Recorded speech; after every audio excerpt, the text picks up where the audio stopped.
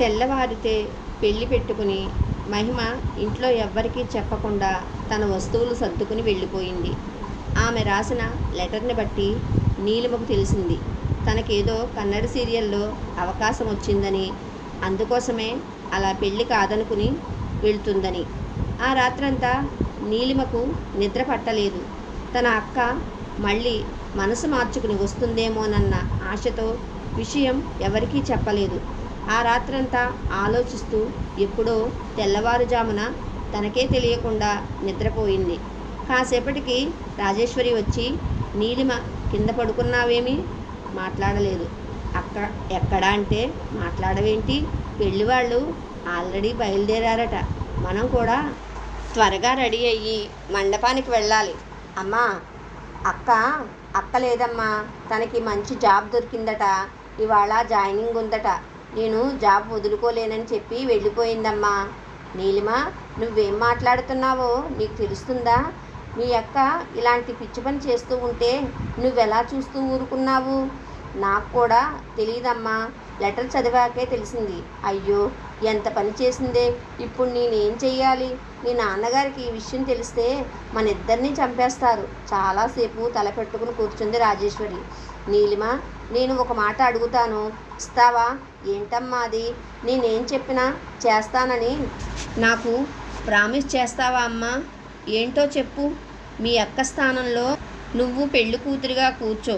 అమ్మా, నువ్వేం మాట్లాడుతున్నావు? విరాట్ అక్కకి కాబోయే భర్త. అతను ఇష్టపడింది అక్కని. చూడు నీలిమ, ఇప్పుడు ఎంతకన్నా దారి లేదు. తను జాబ్ కోసం వెళ్ళిందని మనం చెప్పినా ఎవ్వరూ నమ్మరు. ఎవరితోనూ లేచిపోయిందంటూ అసహ్యంగా మాట్లాడతారు. పెళ్లి పందిరిలో మీ నాన్న అవమానాల పాలవుతారు. అది ఆయన అస్సలు తట్టుకోలేరు. నువ్వు మహి ఇద్దరు కవల పిల్లలు కదా, కాబట్టి అక్క స్థానంలో నువ్వు కూర్చున్నా ఎవ్వరూ గుర్తుపట్టరు. కానీ పెళ్ళైన తర్వాత ఈ విషయం బయటపడుతుంది కదమ్మా, అది అప్పుడు చూసుకుందాం. ఇప్పటికి గండం గట్టెక్కించవే.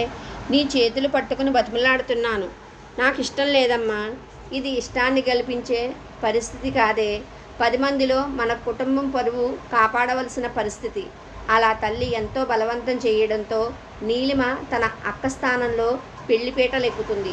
రాజేశ్వరి, నీలిమేది కనిపించడం లేదు అంటూ అడిగాడు ఆమె భర్త సుధాకర్. నీలిమ క్యాటరింగ్ వాళ్లతో ఉందండి. ఆ సెక్షను అదే చూసుకుంటుంది. ముహూర్తం సమయానికైనా పందిట్లో ఉండాలి కదా. ఉండు, నేను పిలుచుకు వస్తుందిలేండి. కన్యాదానం సమయం అయిపోయింది కదా, ముందు ఆ పని కానిద్దాం, పదండి.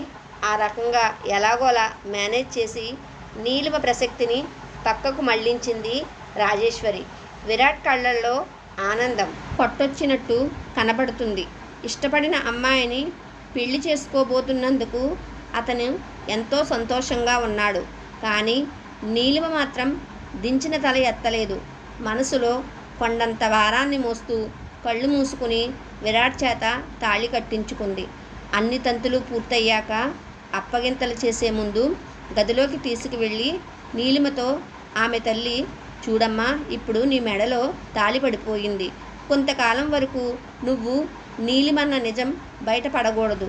మీ అక్క స్థానంలో ఉన్నాను అనే ఆలోచనతో నీ జీవితం పాడు చేసుకోవద్దు.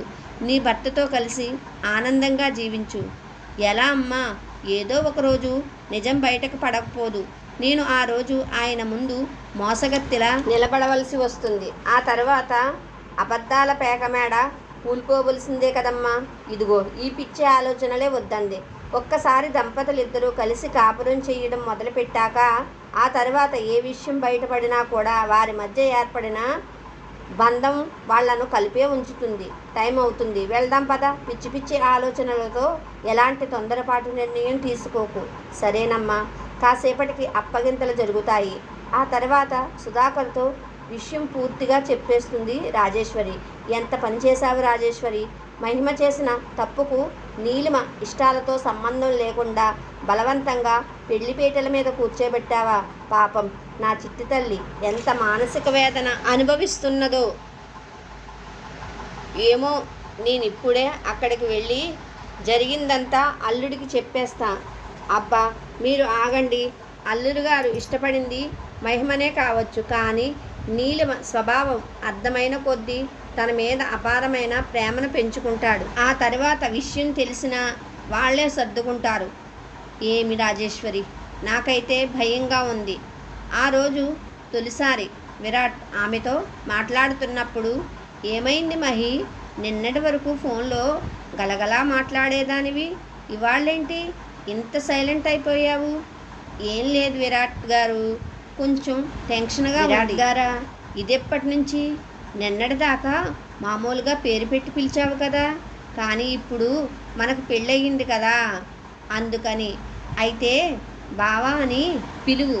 ఏంటి ఏమన్నారు? అదే చాలామంది భర్తను బావా అని పిలుస్తారు కదా, లేదంటే ఏమండి అని పిలువు, నాకు ఎలాగైనా ఓకే.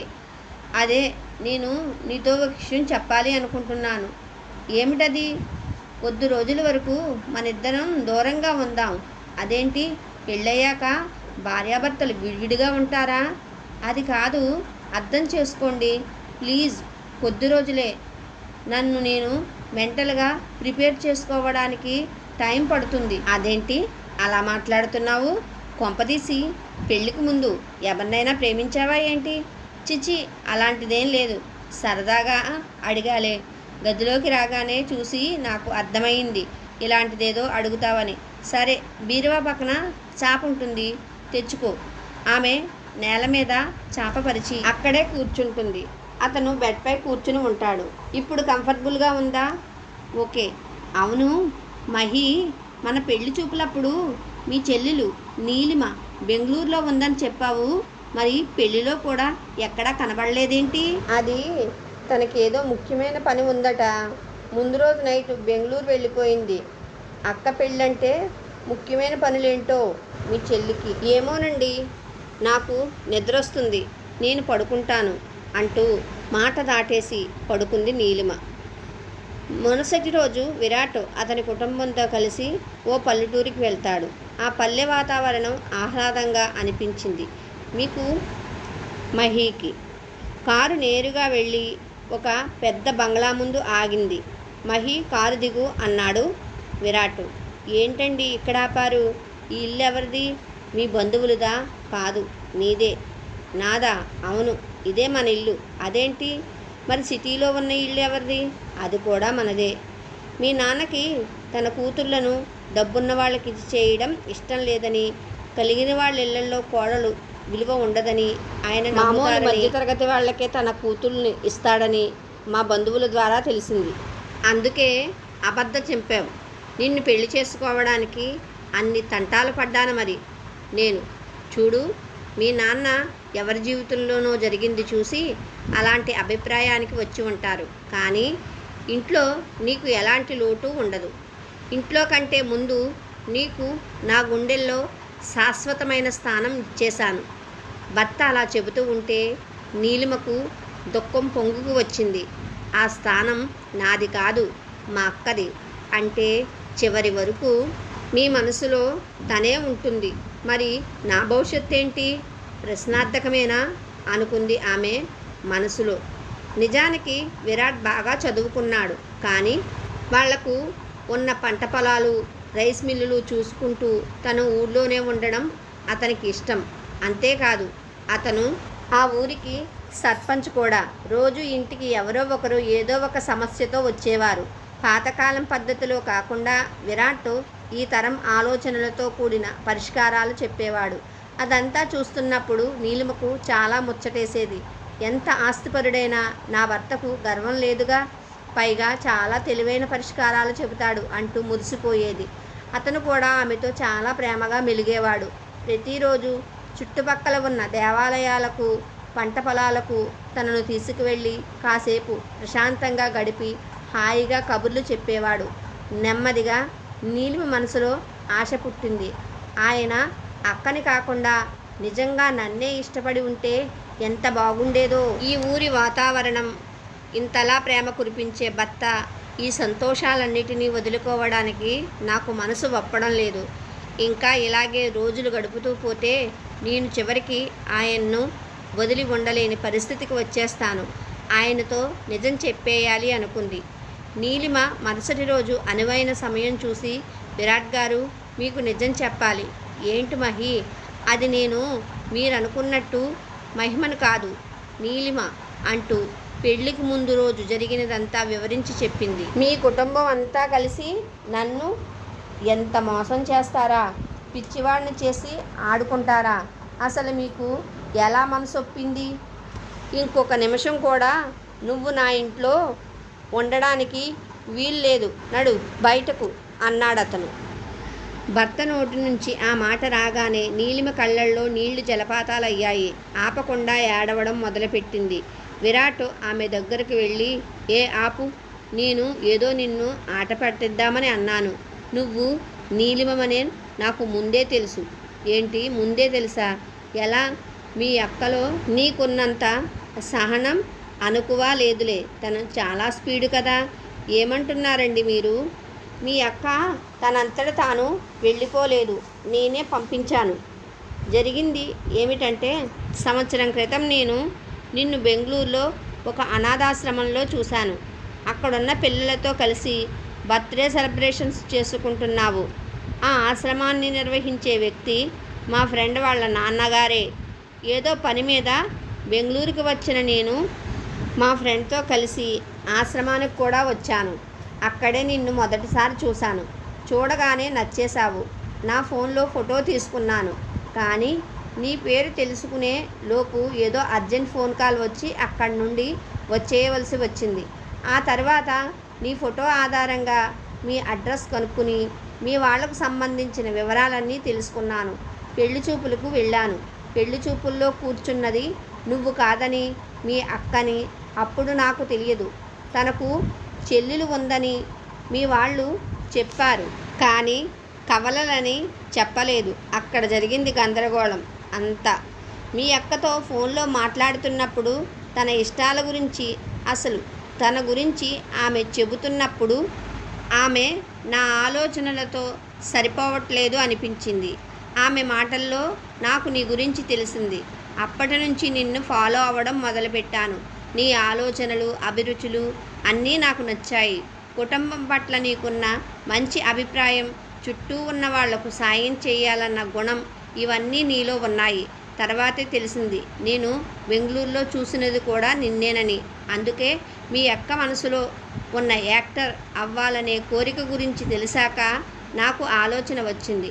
నాకు బాగా తెలిసిన వాళ్లలో ఒక అతను కూడా సీరియల్లో అసిస్టెంట్ డైరెక్టర్గా పనిచేస్తున్నాడు. మీ అక్కకు అవకాశం వచ్చేలా చేశాను. అప్పటికి పెళ్ళి వదిలేసి వెళ్తుందా లేదా అని అనుమానం ఉండేది. అందుకే తనని గమనించడానికి ఒక మనిషిని పెట్టాను. తన బ్యాగ్ సర్దుకుని ఇంట్లోంచి వెళ్ళిపోవడం, ట్రైన్ ఎక్కడం ఇదంతా పూర్తయ్యేంత వరకు ఆ మనిషి మీ అక్క వెనకాలే ఉన్నాడు. సో కన్ఫర్మ్ అయ్యాక నేను మండపానికి వచ్చాను. ఎంత నా మీద ఇష్టం ఉంటే మాత్రం ఇదంతా చేయవలసిన అవసరం ఏముంది? అంటే నువ్వు నన్ను తప్పుపడుతున్నావా నీలిమ? కాదు, కానీ మా అక్కకి అలా ఆశ కల్పించి తన పెళ్ళి చెడిపోయేలా చేయడం నాకెందుకో కరెక్ట్ అనిపించలేదు. నిజంగా మీ అక్కకి నాతో పెళ్ళి అంత ఇష్టమైతే అలా వెళ్ళిపోయేది కాదు. తనకేది ముఖ్యమో తను అదే ఎంచుకుంది. సరే, మా అక్క వెళ్ళిపోయేలా చేశారు, కానీ నాతో పెళ్ళి ఎలా జరుగుతుందని అనుకున్నారు? అయ్యో, నేను అస్సలు ఊహించలేదు.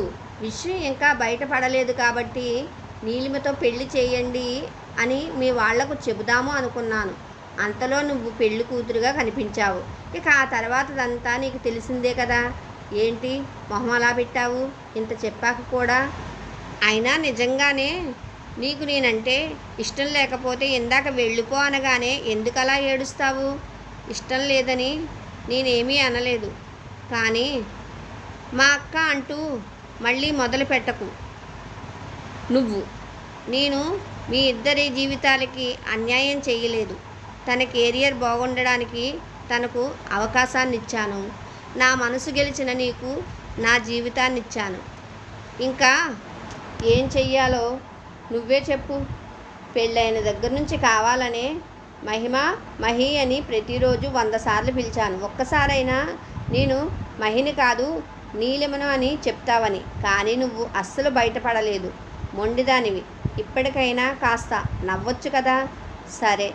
అప్పటిదాకా తన భర్త తనకి ఎక్కడ దూరం అవుతాడోనని నీలిమ పడ్డ బాధకి ఆ రోజుతో పరిష్కారం దొరికింది.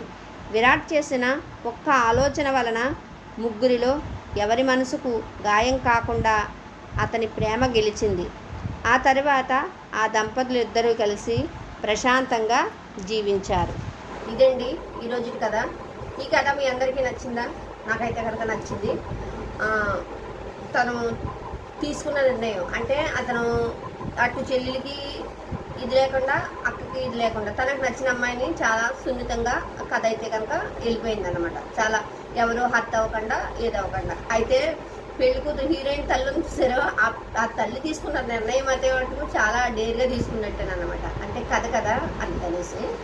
అయితే ఆ డేర్గా తీసుకునే అంత ఇది కూడా ఉండాలి ఆడవాళ్ళలోనూ. అటువంటి ధైర్యం కూడా ఉండాలన్నమాట. తర్వాత ఏం జరుగుతుంది చూసుకుందాంలేని ఆవిడ తీసుకున్న నిర్ణయం కూడా నాకు కొంచెం ఆశ్చర్యపోయానన్నమాట. ఇది అంటే తన భర్త పరువు ఎక్కడ పోతుందో అనేసి. ఏదేమైనా కానీ కథ అంతా కూడా చాలా బాగుంది. నాకైతే కనుక నచ్చింది. మీ అందరికీ కూడా నచ్చిందా? నచ్చితే తప్పకుండా మన ఛానల్ని సబ్స్క్రైబ్ చేసుకోండి. అదేవిధంగా బెల్ ఐకాన్ నొక్కండి. ఇలాంటి మంచి మంచి కథలు అనేవి మీకు చదివి వినిపించడం జరుగుతుంది. Thank you for watching.